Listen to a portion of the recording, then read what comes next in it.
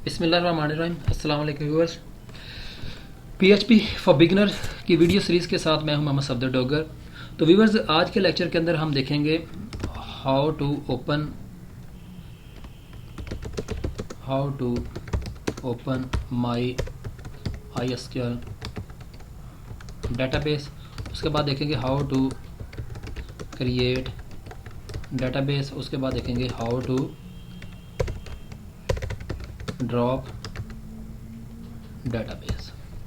तो सबसे पहले हम देखते हैं जी how to open MySQL database. तो उसके लिए आपको गूगल क्रोम पे जाते हैं, उसको गूगल क्रोम को ओपन करते हैं, यहाँ पे //localhost लिखते हैं। तो देखें व्यूअर्स, MySQL को ओपन करने के दो तरीकाकार हैं।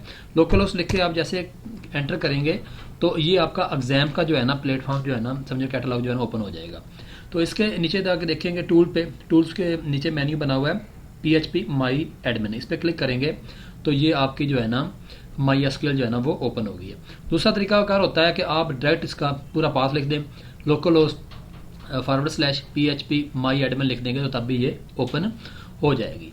तो दूसरा टास्क हमारा ये है कि हम आप देखेंगे how to create a database को हम कैसे क्रिएट करेंगे।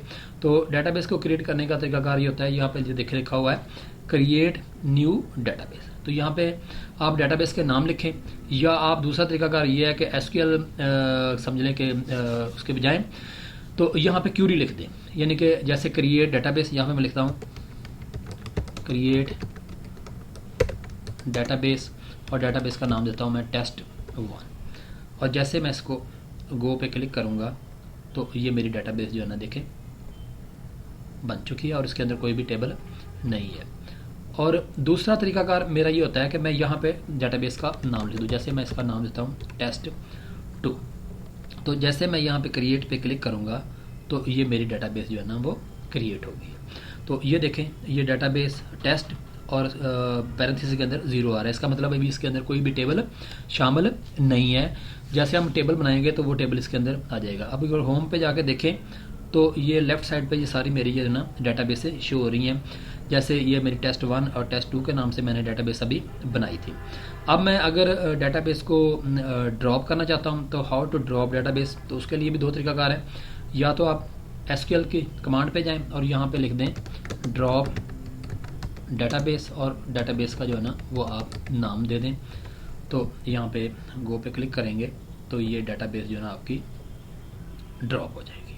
और दूसरा तरीकाकार ये होता है कि आप डेटाबेस पे क्लिक करें और यहाँ पे ये देखें ड्रॉप का मेन्यू आ रहा है या बटन आ रहा है, इस पे क्लिक करेंगे तो ये मैसेज आएगा you are about a destroy a complete database, do you really want to drop database test2। Okay कर देंगे तो ये डेटाबेस जो है ना वो डिलीट हो जाएगी। तो व्यूअर्स, आज के लेक्चर को यहीं पे एंड करते हैं। नेक्स्ट लेक्चर तक बाय बाय, ओके, अल्लाह हाफिज़।